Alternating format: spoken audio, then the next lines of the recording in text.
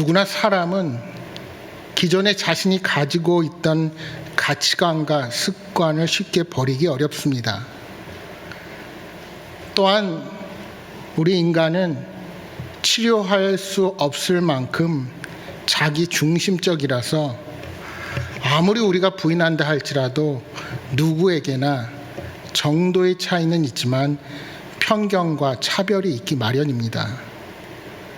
개인적으로도 집단적으로도 사람은 편견을 갖고 차별합니다. 나와 인종이 다르고 종교가 다르고 수준과 자질이 다르다고 다른 사람과 벽을 쌓는 일이 종종 있습니다. 초대교회 성도들도 그러했습니다. 본문에 보시면 베드로 사도도 예외가 아니었습니다. 예수님의 제자들도 알게 모르게 유대인으로서의 선민 의식으로 이방인들과 자신들은 다르다는 생각을 버릴 수가 없었습니다. 그러한 편견은 때로 하나님의 말씀이라고 해도 소용이 없었습니다. 여러분, 내가 말씀의 기준이라고 착각하면 내가 좋으면 좋은 것이고 내가 싫으면 싫은 것입니다. 베드로는 분명 예수님으로부터 복음이 예루살렘에만 머물지 않고 온 유대와 사마리아와 땅끝까지 이르러야 한다는 말씀을 들었습니다. 또한 오순절 마가의 다락방에서 성령을 받을 때에 갈릴리 지방 사투리밖에 모르는 제자들이 각 나라 말로 방언하며 복음을 전하는 놀라운 성령의 역사를 경험했습니다. 하나님께서는 각 나라 말로 방언을 하는 성령의 역사를 통하여 복음이 유대인들뿐만이 아니라 이방 세계의 모든 민족에게 전해져야 한다는 사실을 분명히 밝히셨습니다. 그 정도 되면 하나님께서 베드로에게 3번이나 반복적으로 그릇의 환상을 보이실 때 바로 베드로가 깨달아야 하지 않았을까요? 그런데 베드로가 하나님께서 주신 환상의 뜻을 완전히 깨닫기까지는 여러 과정을 거쳐야만 했습니다. 베드로는 하나님의 인도하심에 따라 가이사랴에 있는 백부장 고넬료의 집에 방문하고 나서야 비로소 하나님께서 주신 환상의 의미, 즉 이방인들도 하나님의 구원의 대상이요 그들에게 복음을 전하는 것이 베드로의 사명이라는 사실을 깨닫게 된 것입니다. 그러니까 사람이 얼마나 자기 중심적이면서 변하지 않는지 베드로 사도마저도 하나님께서 보여주시고 말씀하셨는데 끄떡하지 않고 쉽게 변화하지 않는다는 사실을 우리에게 보여주는 겁니다. 아마 여러분도 개인적으로 싫어하는 것들이 있으실 것입니다. 그리고 여러분의 신앙의 잣대로 판단하는 분들이 있을 것입니다. 예를 들어서 저 사람은 거룩한 주일에 점잖게 옷을 입지 않고 저렇게 화려하게 입고 교회에 왔는가? 또는 예배 시간은 반드시 이러해야 한다는 고정관념과 편견을 가지고 나와는 다른 모습에 대해서 거부감을 느끼고 싫어하는 부분들이 있을 것입니다. 물론 그러한 생각들이 다 틀렸고 반대로 다 허용해야 한다는 것은 아닙니다. 하지만 우리가 율법주의에 빠져서 내가 가진 전통과 규정과는 다른 것이면 그 의도와는 상관없이 정지하는 잘못을 더 이상 범해서는 안 된다는 것입니다. 마치 유대인들이 구약의 전통과 율법 속에 살고 있어서 이방인들에게 구원과 성령이 임했다는 사실을 도대체 믿을 수 없었던 것처럼 우리 또한 내가 알고 경험한 것 외에는 그 어떤 성령의 역사가 나타나지 않을 것이라고 미리 판단해 버리면 안 됩니다. 고넬료와 그의 집에 초대받은 이방인들이 복음을 영접하고 성령의 세례를 받았다는 소식이 예루살렘 교회 안에 퍼졌습니다. 그런데 할례자들, 여기서 할례자들은 예수 그리스도를 믿고 거듭났으나 아직도 율법의 규율에 충실한 유대인들, 말하자면 구약이 말하는 율법 의식을 근거로 살아가는 사람들은 이 베드로의 소문을 듣고 베드로를 비난했습니다. 여러분, 그 비난의 내용이 무엇입니까? 베드로가 무할례자의 집, 즉 율법이 금하고 있는 이방인 백부장 고넬료의 집에 들어가서 음식을 함께 먹었다는 것입니다. 여기서 말하는 할례자들, 이미 성령을 체험하고 예수님께서 자신의 죄를 해결해 주셔서 구원을 얻었다는 사실을 분명히 확실한 자들이었습니다. 그런데 그들은 여전히 완고하게 모세의 율법과 할례를 고수했습니다. 이들은 이방인들이 할례 없이 구약 성경의 율법을 지키지 않으면 교회의 일원이 될 수 없다고 여긴 것입니다. 이것이 베드로가 이방 땅에서 복음을 전하고 예루살렘으로 돌아와서 듣게 된 비난이었습니다. 그런데 여러분, 이러한 비난과 갈등은 베드로 자신이 얼마 전까지도 가지고 있던 문제였습니다. 베드로가 기도하는 중에 환상이 나타났는데 하나님께서는 구약에서 먹지 말라고 했던 더럽고 불결한 짐승들과 새들을 보여주시면서 그것을 베드로가 잡아 먹으라고 명령하셨습니다. 이게 얼마나 기가 막힌 이야기입니까? 여러분, 우리가 이 세상을 살아가면서 가끔 이런 일에 부딪힙니다. 나는 이런 일을 전혀 해보지 않았는데, 이것은 내가 전혀 해서는 안 되는 일이고 해서는 안 되는데, 그런데도 해야 하는 일들이 있습니다. 그것을 내가 하면 자존심이 깎이고 왠지 창피합니다. 내가 생각했던 인생의 가치관에도 어긋나고 도저히 용납하지 못할 것 같습니다. 하지만 여러분, 그것이 만일 성령 하나님께서 하시는 명령이시라면 여러분 어떻게 하시겠습니까? 하나님의 명령임에도 내 편견과 고집을 내려놓지 못하시겠습니까? 여러분, 베드로가 하나님께서 보여주신 환상을 3번이나 부인했다는 것은 그것이 받아들이기 무척이나 어렵고 고통스러운 문제였다는 것을 우리가 생각해 볼 수 있습니다. 여러분, 우리가 오늘 본문 전에 읽은 사도행전 10장 말씀에 그렇게 베드로가 하나님께서 주신 환상을 보고 혼란스러워할 때 하나님께서 주신 말씀이 있습니다. 우리 한번 찾아볼까요? 사도행전 10장 15절 말씀입니다. 10장 15절 찾으셨으면 우리 같이 함께 읽겠습니다. 시작. 또 두 번째 소리가 있으되 하나님께서 깨끗하게 하신 것을 내가 속되다 하지 말라 하더라. 아멘. 깨끗하게 하신 것을 내가 속되다 하지 말라. 율법의 규정대로 불결합니다. 분명히 더럽습니다. 그러나 하나님께서 깨끗하게 하셨다는 겁니다. 하나님이 깨끗하게 하신 것을 더럽다고 하지 말라는 겁니다. 이런 성령의 음성이 베드로에게 들렸습니다. 그래도 베드로는 받아들일 수가 없었습니다. 마침 고넬료의 종들이 베드로가 머물고 있는 무두장이 시몬의 집으로 찾아옵니다.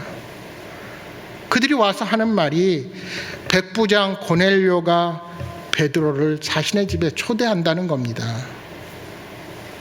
그 순간 베드로는 갈등이 생겼습니다. 이방인의 집인데 내가 가야 하나 말아야 하나. 그렇게 갈팡질팡하고 있는 베드로에게 또 성령의 음성이 들려옵니다. 10장 20절입니다. 일어나 내려가 의심하지 말고 함께 가라. 내가 그들을 보내었느니라. 베드로는 이 성령의 음성을 듣고 고넬료를 만나러 그의 종들을 따라가게 된 것입니다. 그리고 고넬료를 만나 자초지종을 다 듣고 나서야 베드로는 비로소 이 모든 것이 하나님께서 계획하신 뜻이라는 것을 깨닫게 됩니다. 여러분, 사도행전 10장 34절 35절의 말씀을 함께 읽어보겠습니다. 34절 35절 같이 읽겠습니다. 베드로가 입을 열어 말하되 내가 참으로 하나님은 사람의 외모를 보지 아니하고 각 나라 중 하나님을 경외하며 의를 행하는 사람은 다 받으시는 줄 깨달았도다.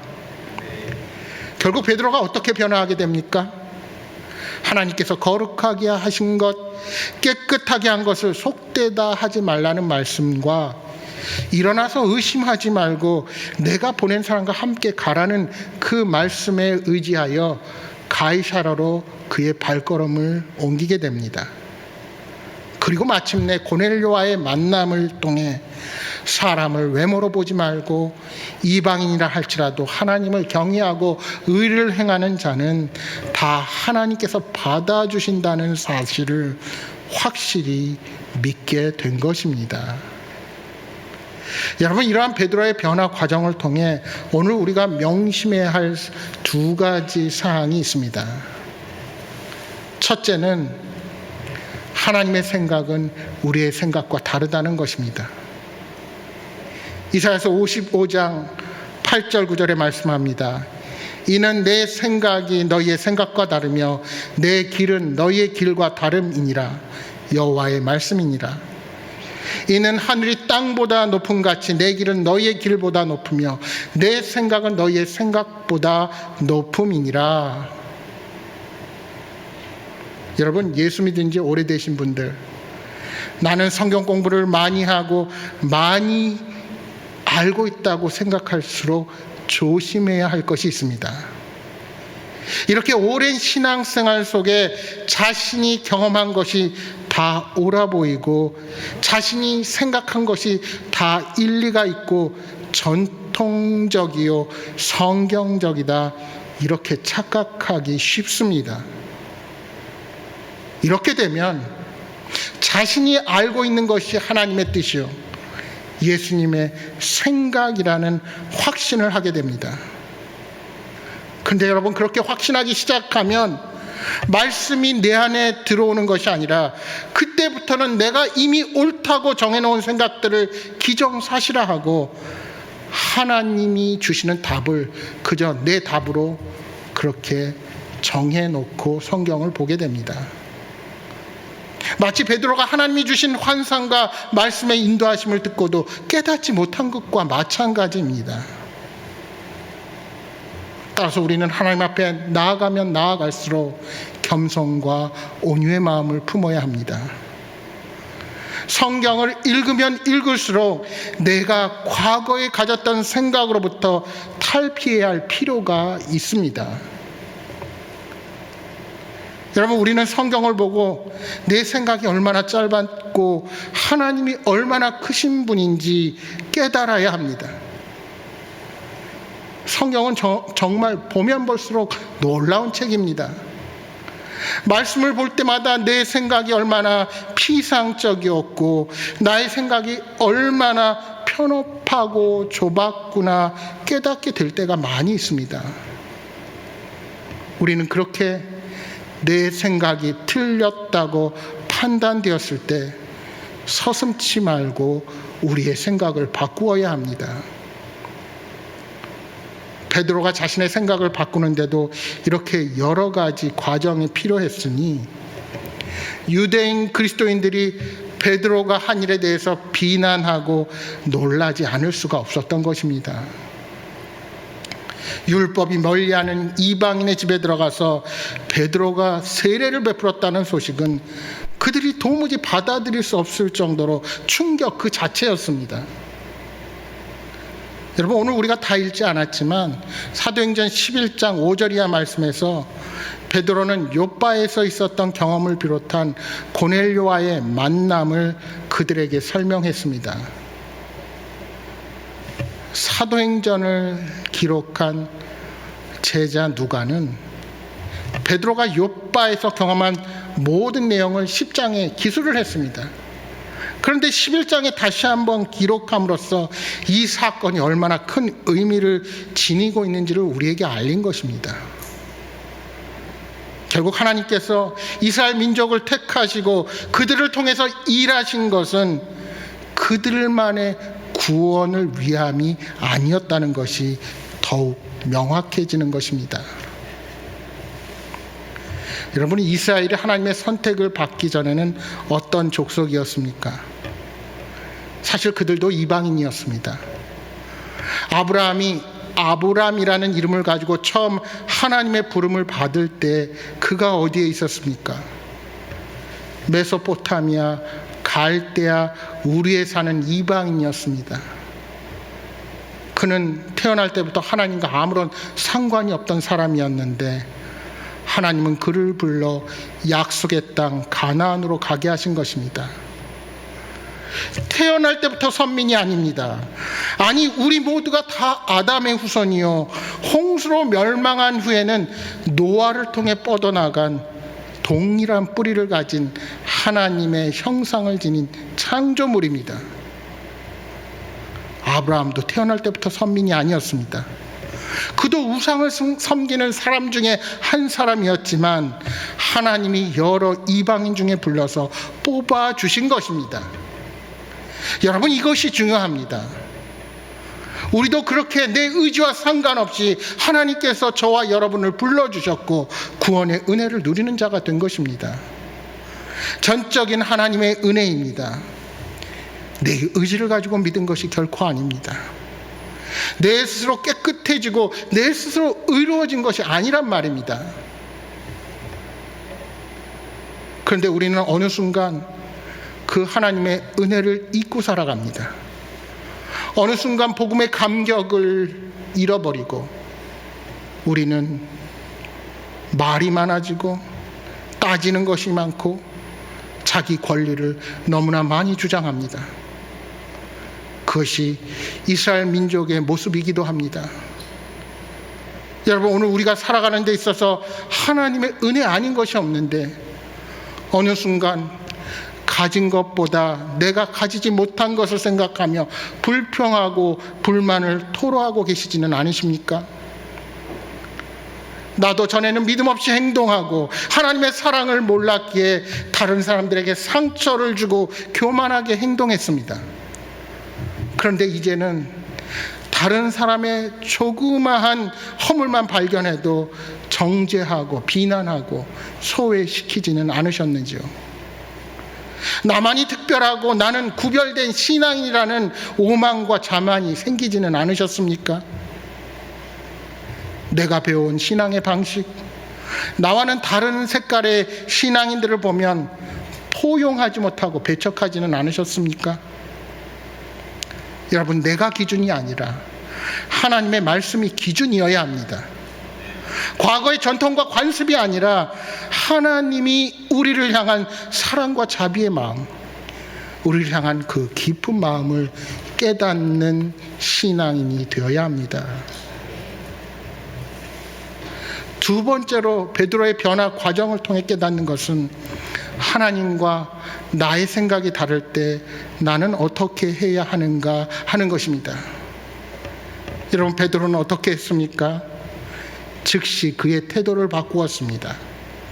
말하자면 내가 가진 편견과 내가 가진 고집을 깨달았다면 그것을 인식하고 즉시 버려야 한다는 것입니다. 내가 잘못되었다고 판단되면 비겁하게 따지거나 물고 늘어지지 마십시오. 솔직히 인정하고 하나님께로 돌아서시기 바랍니다.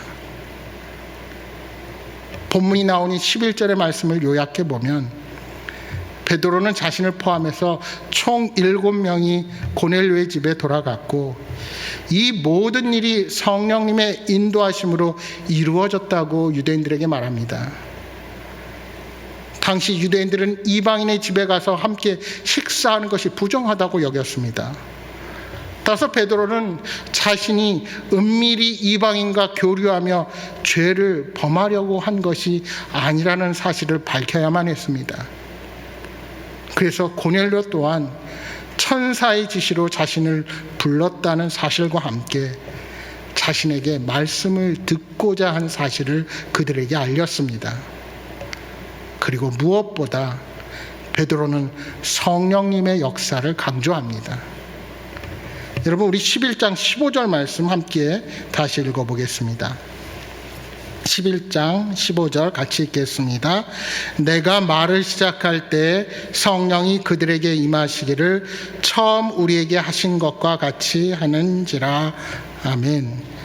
처음 우리에게 하신 것과 같이. 무엇을 말합니까? 오순절 마가의 다락방에 임하셨던 것 같은 성령의 역사가 그들에게도 동일하게 임하셨다고 증언하는 것입니다.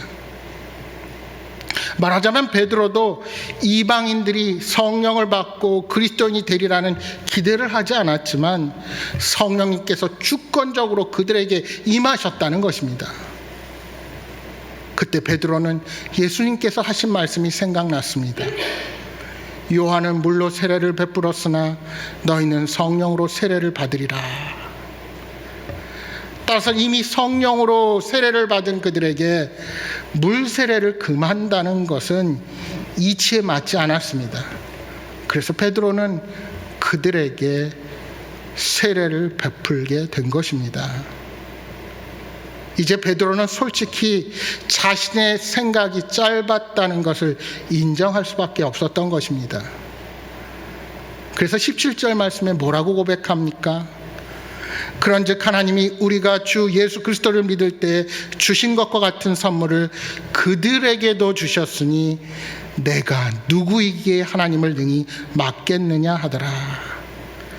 내가 누구이기에 하나님을 능히 막겠느냐. 그렇습니다. 하나님은 이방인들에게도 동일하게 구원과 성령을 선물로 주셨습니다. 베드로 자신이 주도한 일이 아니라 성령님께서 주도하신 역사였습니다. 오늘 저와 여러분이 받은 선물도 그와 동일합니다. 우리 모두가 하나님의 계획과 섭리 속에 하나님의 자녀가 되었고 동일한 성령을 선물로 받았습니다. 그래서 사도 바울은 고린도전서 12장 13절을 통해 말씀합니다. 우리가 유대인이나 헬라인이나 종이나 자유인이나 다 한 성령으로 세례를 받아 한 몸이 되었고 또 다 한 성령을 마시게 하셨느니라. 이제 더 이상 편견이나 차별 없이 모든 사람에게 구원의 문이 열려 있음을 베드로는 깊이 깨닫게 된 것입니다. 참으로 아쉬운 것은 베드로의 말을 들은 성도들은 잠잠하여 하나님께 영광을 돌렸지만 오늘 본문에 그들이 그 결과를 보며 기뻐했다는 기록은 없습니다. 그 정도로 이방인이 성령을 받고 구원을 받았다는 사실은 유대인들에게 충격이었습니다. 하지만 베드로를 통한 하나님의 일하심이 드러났기에 그것을 인정하고 순종할 수밖에 없었던 것입니다. 그렇습니다. 하나님은 유대인과 이방인이 복음 안에서 하나가 되기를 원하십니다. 그래서 고넬료에게 천사를 보는 기적을 허락하시고 주저하는 베드로를 한 자리로 이끄셔서 그 자리에 앉히셨습니다. 그리고 마침내 이방인들이 성령의 임재를 경험하는 그 모습을 베드로가 직접 보게 하신 것입니다. 여러분, 이것이 바로 우리 주님의 마음입니다. 복음은 그 누구에게나 차별 없이 열려 있습니다. 따라서 우리는 하나님의 주권적인 역사를 우리의 좁은 시야로 제한해서는 안 됩니다. 성령 하나님께서는 우리가 미처 생각지 못한 방법으로 일하실 수 있음을 기억하면서 어떠한 상황 속에서도 하나님께 영광을 돌리는 자가 되어야 합니다. 이선영 목사의 책 내 영혼의 우물파기에 나오는 이야기입니다.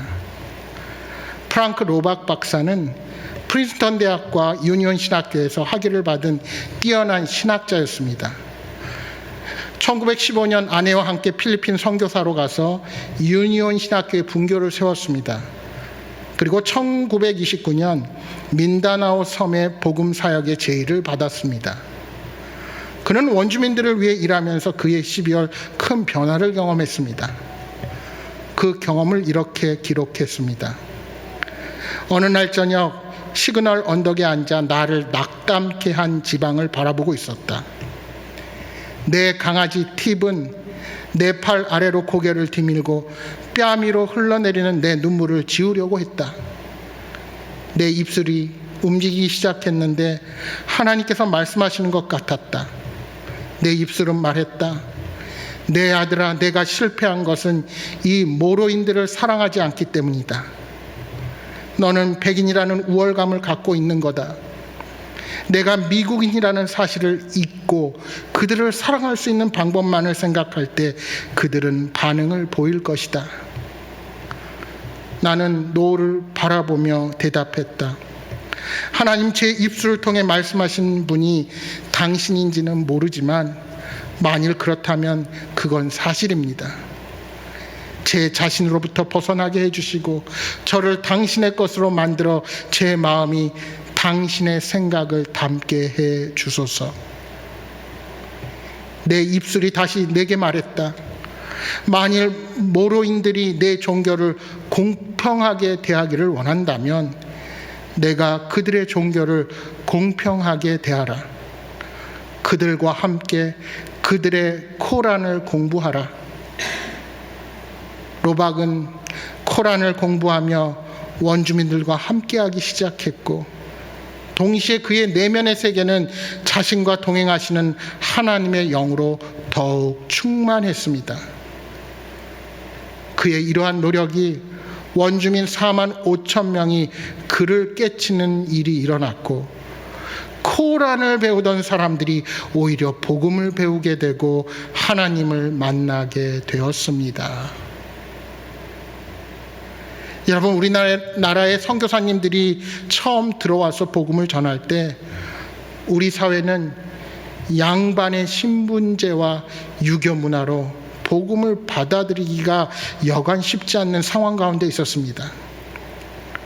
그러나 양반과 상놈을 구분하던 사회 가운데서 기독교의 복음은 사람을 차별하지 않고 모두가 존귀한 하나님의 사람으로 연약한 아이들, 연약한 여인들, 사회적으로 차별받고 무시받던 백정에 이르기까지 예수 그리스도의 사랑 안에서 모두가 한 형제 자매라는 복음이 선포되었습니다.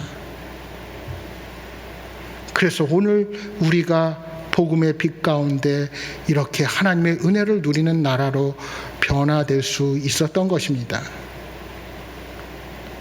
그런데 지금 사회에 비춰지는 우리의 모습은 어떠합니까?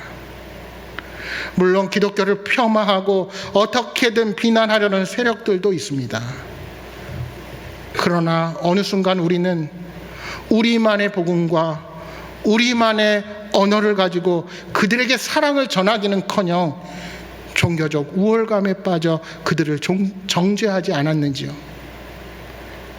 여러분, 우리를 비난하고 폄하하는 그들을 향한 여러분의 마음은 어떠합니까? 정말 그렇게 우리를 비난하고 복음을 극렬히 반대하는 그들을 향한 안타까움으로 긍휼과 사랑의 마음을 품고 계십니까? 우리는 죽어가는 영혼을 향한 하나님의 마음을 다시 품어야 합니다. 참으로 아이러니한 것은 그렇게 우리나라가 구한말 어렵고 힘들 때 차별을 말하고 평등을 부르짖었던 기독교가 이제 세상 사람들에게 자신만을 아는 이기적인 집단으로 비춰지고 있다는 사실에 대해서 여러분은 어떻게 생각하십니까? 원래 우리 신앙의 선배들은 억울하고 핍박당해도 그리스도의 사랑을 가지고 묵묵히 세상으로 나아갔습니다. 그런데 이제 혹 우리는 나 자신만을 위한 신앙, 우리 공동체만을 위한 신앙 안에 머물러서 복음의 사명도 잊어버리고 내 자신과 내 자녀와 나의 세상에서의 성공과 안위만을 위해서 기도하면서 분주하게 살아가고 있는 것은 아닌지 우리 자신을 돌아보아야 할 것입니다. 사랑하는 여러분, 오늘 우리들의 성경과 편견과 선입견, 모든 고집을 내려놓고 새로운 시각으로 다시 말씀 앞에 서기를 소망합니다. 저와 여러분에게 맡겨주신 이 땅의 시간 속에서 온전히 하나님의 기뻐하시는 뜻을 따라 복음의 증인으로 힘차게 살아가시는 여러분 모두가 되시기를 주님의 이름으로 축복합니다.